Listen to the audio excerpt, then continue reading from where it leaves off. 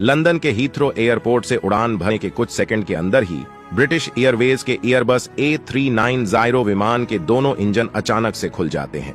खुले हुए इंजन के लीक होते हुए फ्यूल को देखकर पीछे बैठे हुए पैसेंजर्स डर के कारण बुरी तरह चीखना चिल्लाना स्टार्ट कर देते हैं और दोनों पायलट तुरंत ही इमरजेंसी डिक्लेयर करके विमान को वापस हीथ्रो एयरपोर्ट की तरफ घुमाने लगते हैं।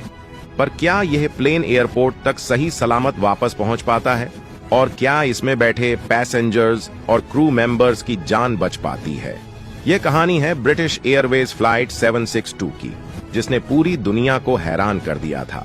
और आज इस वीडियो में हम इसी इंसिडेंट के बारे में बताने वाले हैं।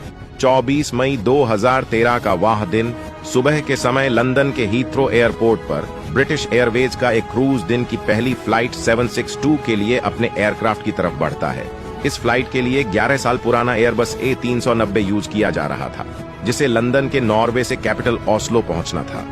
ये 2 घंटे की एक छोटी सी फ्लाइट थी, लेकिन उस दिन इस प्लेन के साथ कुछ ऐसा होने वाला था जो किसी ने सपने में भी नहीं सोचा होगा। इस फ्लाइट की कमान 50 साल के एक बहुत ही एक्सपीरियंस पायलट के हाथ में थी, जिनके पास 12,500 घंटे का फ्लाइंग एक्सपीरियंस था और इसमें ऑलमोस्ट आधा एक्सपीरियंस उन्होंने एयरबस एयरक्राफ्ट को फ्लाई करके ही हासिल किया था। उनके अलावा फर्स्ट ऑफिसर की जिम्मेदारी 33 साल के एक यंग पायलट के हाथों में थी और उनके पास 5,000 घंटे का फ्लाइंग एक्सपीरियंस था। सो रूल्स के अकॉर्डिंग चलते हुए पैसेंजर के बैठने से पहले पायलट चेक करते हैं कि प्लेन के मेंटेनेंस का कोई इशू तो नहीं है, और उन्हें ऐसा कोई इशू इस प्लेन में नहीं दिखाई देता है। इसके बाद बारी आती है प्लेन के एक्सटीरियर का विजुअल इंस्पेक्शन करने की, जिसे एविएशन के फील्ड में वॉक अराउंड कहा जाता है। और उस दिन इस काम को फर्स्ट ऑफिसर करते हैं और उन्हें प्लेन के इंटीरियर में कोई भी गड़बड़ी दिखाई नहीं देती है। पर यहाँ वह एक बहुत ही इंपॉर्टेंट इशू को डिटेक्ट करने में फेल हो जाते हैं, जिसके बारे में हम आपको आगे बताएंगे। तो इस तरह सभी चेक्स कंप्लीट होने के बाद पायलट प्लेन के फ्लाइट मैनेजमेंट सिस्टम में फ्लाइट के रूट की इंफॉर्मेशन फिल करते हैं और साथ ही सभी दूसरी चीजों को उड़ान भरने के लिए सेट किया जाता है।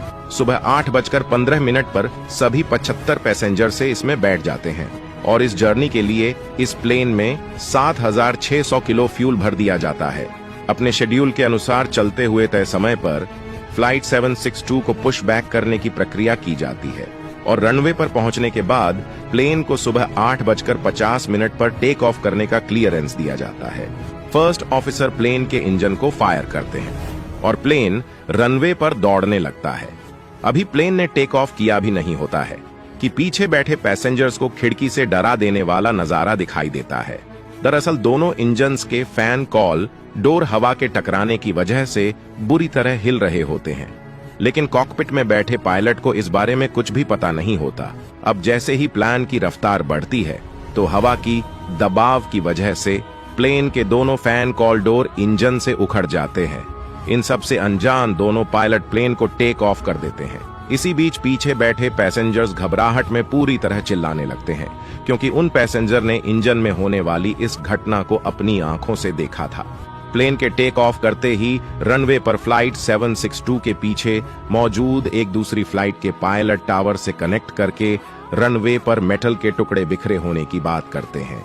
रेडियो पर इस बात को फ्लाइट 762 के पायलट भी सुनते हैं और यह उनके लिए पहला संकेत होता है कि प्लेन में कुछ गड़बड़ हुआ है। प्लेन में पीछे मौजूद फ्लाइट अटेंडेंट लोगों को चुप कराने और इंटरकॉम के जरिए पायलट से बात करने की कोशिश करती है, लेकिन पायलट इस समय इस प्लेन को एक सेफ एल्टीट्यूड पर ले जाने में बिजी होते हैं। लेकिन 1100 के एल्टीट्यूड पर आते ही फर्स्ट ऑफिसर प्लेन का ऑटो पायलट मोड ऑन कर देते हैं, लेकिन जैसे ही वह यह करते हैं प्लेन का ऑटो ट्रस्ट डिस्कनेक्ट हो जाता है। इसकी वजह से उन्हें इंजन को मैनुअल कंट्रोल करना पड़ता है, जो इससे पहले उन्होंने एबस A390 में कभी नहीं किया था। लेकिन प्रॉब्लम को इग्नोर करके पायलट प्लेन को ऊपर की तरफ ले जाना जारी रखते हैं और कुछ ही देर में 6,000 फीट के एल्टीट्यूड पर पहुंच जाते हैं, जो इस फ्लाइट का टारगेट था।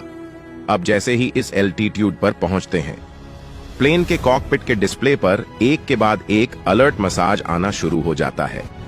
इसमें सबसे पहले यह मैसेज होता है कि प्लेन का कंप्यूटर इंजन थ्रस्ट को यूजुअल वे में कैलकुलेट नहीं कर सकता है। ऐसा इसलिए होता है कि रीडिंग देने वाला सेंडर डैमेज हो चुका होता है, लेकिन पायलट इससे अनजान होते हैं और वह इंस्ट्रक्शन को फॉलो करके प्लेन के इंजन को N1 मोड पर स्विच कर देते हैं।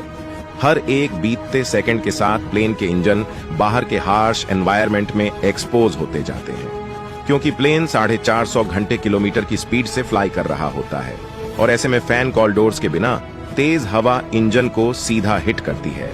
असल में रनवे पर फैन कॉल के उखड़ने के दौरान इंजन की कई वाइटल ट्यूबिंग बुरी तरह डैमेज हो चुकी थी। इसके बावजूद यह प्लेन 6000 फीट के एल्टीट्यूड पर फ्लाई कर रहा था। पीछे बैठे पैसेंजर इस बात से परेशान थे कि आखिर प्लेन के इंजन से क्या उखड़कर गिरा है और कैप्टन उन्हें इस बारे में कुछ बता क्यों नहीं रहे हैं। इसी बीच कॉकपिट के स्क्रीन पर अब तक की सबसे सीरियस वार्निंग शो होती है। इसमें लिखा होता है कि प्लेन के 3 हाइड्रोलिक सिस्टम में से एक, जिसे येलो सिस्टम कहा जाता है, वो सूख गया है। इस मैसेज के मिलते ही कैप्टन तुरंत एक्शन लेकर power transfer unit turn off कर देते हैं।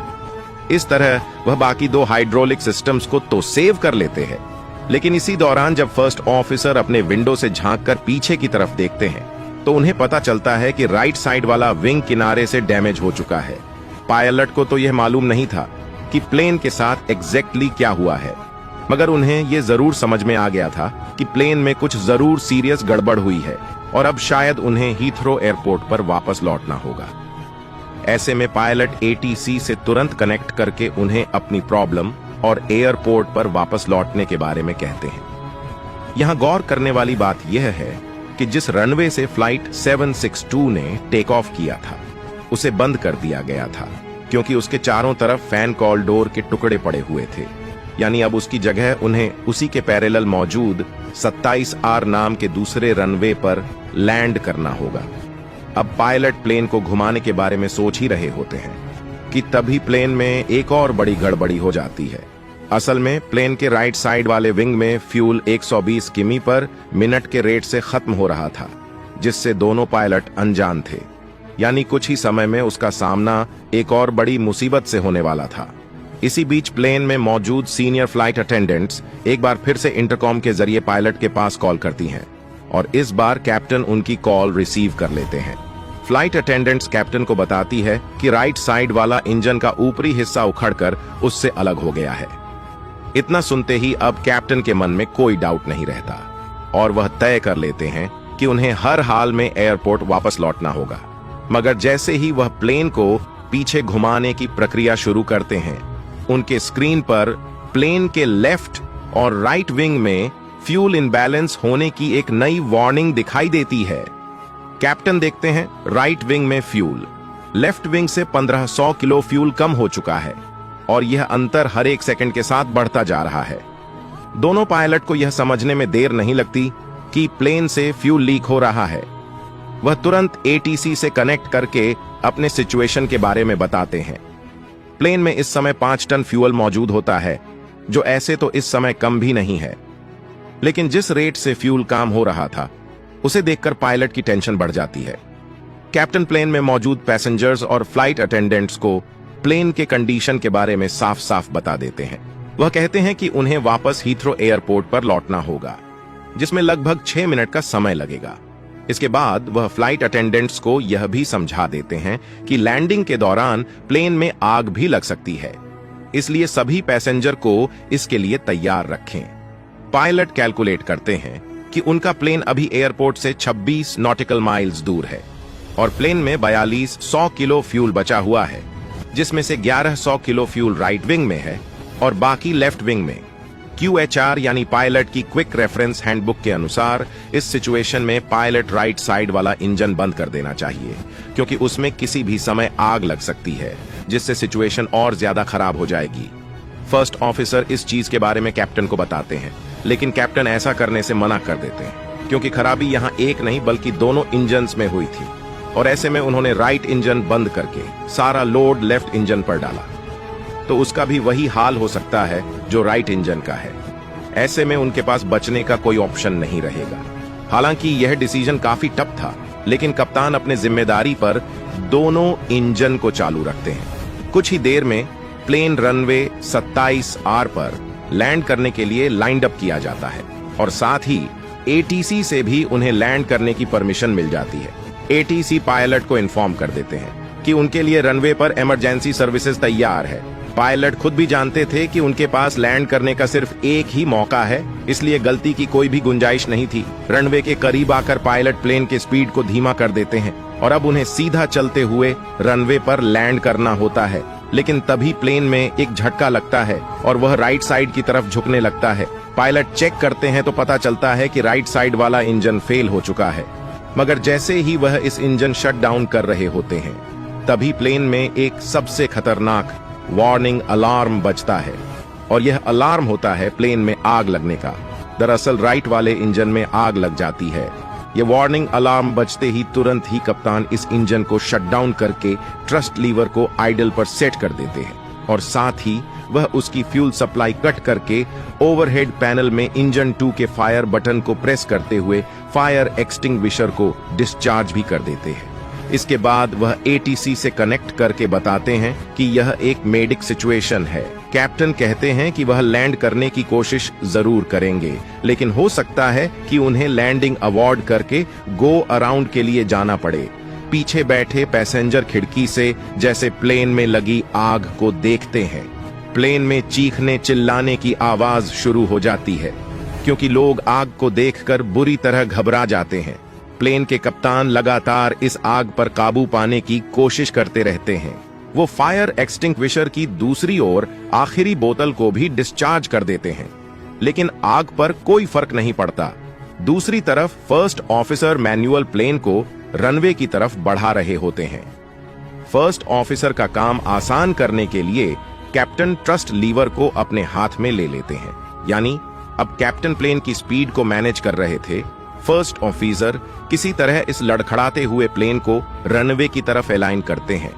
जैसे ही प्लेन 500 फीट की ऊंचाई पर पहुंचता है, कैप्टन तुरंत ही प्लेन का कंट्रोल अपने हाथ में ले लेते हैं और फर्स्ट ऑफिसर को थ्रस्ट लीवर संभालने की जिम्मेदारी सौंप देते हैं। आखिरकार कप्तान का एक्सपीरियंस काम आता है और प्लेन रनवे पर टच डाउन कर जाता है।